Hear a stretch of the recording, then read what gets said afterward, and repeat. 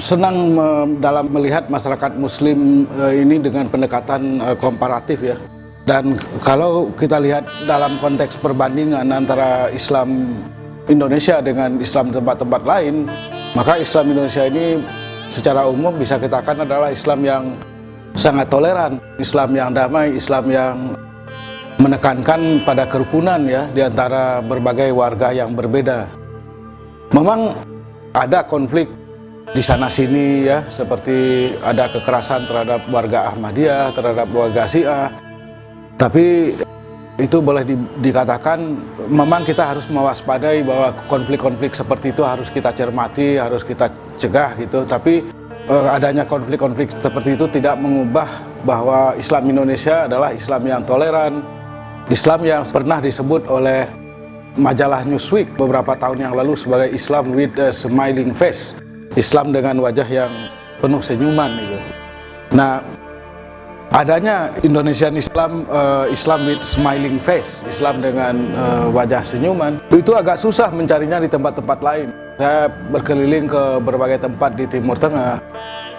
Di Timur Tengah memang wajah Islam itu cenderung ya penuh dengan kontestasi, penuh dengan persaingan, penuh dan bahkan mungkin juga dengan kesangaran begitu. Nah, oleh karena itu kita beruntung sekali sebagai kaum muslimin, lahir sebagai kaum muslim Indonesia yang mewarisi Islam Indonesia yang toleran itu.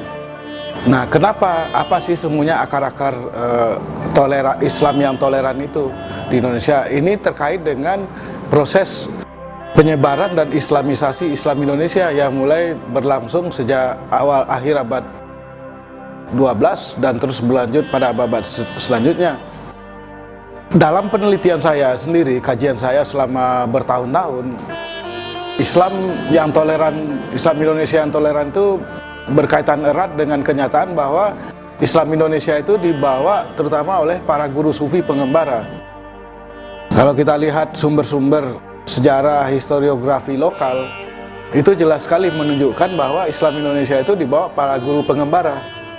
Jadi bukan oleh para pedagang yang disebutkan datang dari Gujarat.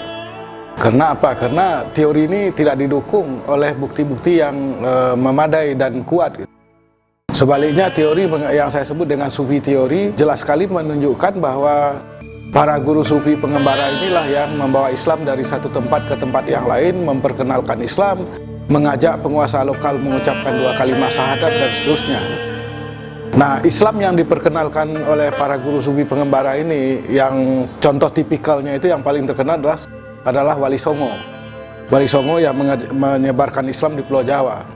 Karakter yang paling penting dari Wali Songo ini adalah sikap akomodatif mereka. Jadi bagi mereka yang paling penting masuk Islam dulu, mengucapkan 2 kalimat syahadat dulu, dan pada saat yang sama menerima praktek-praktek yang lama, praktek-praktek tradisional begitu, bahkan juga mungkin kepercayaan-kepercayaan lokal itu diakomodasi karena memang sesuai dengan karakter sufi, tasawuf, guru-guru sufi ini juga sangat inklusif dan akomodatif gitu. Dan oleh karena itulah bagi mereka yang paling penting ya Islam dikenal begitu. Nah, nanti dalam prosesnya akan Islam itu akan diterima oleh masyarakat. Jadi inilah akar-akar kenapa Islam Indonesia itu inklusif, kemudian toleran gitu. Sehingga kemudian Islam itu lebih mudah diterima oleh masyarakat lokal pada waktu itu.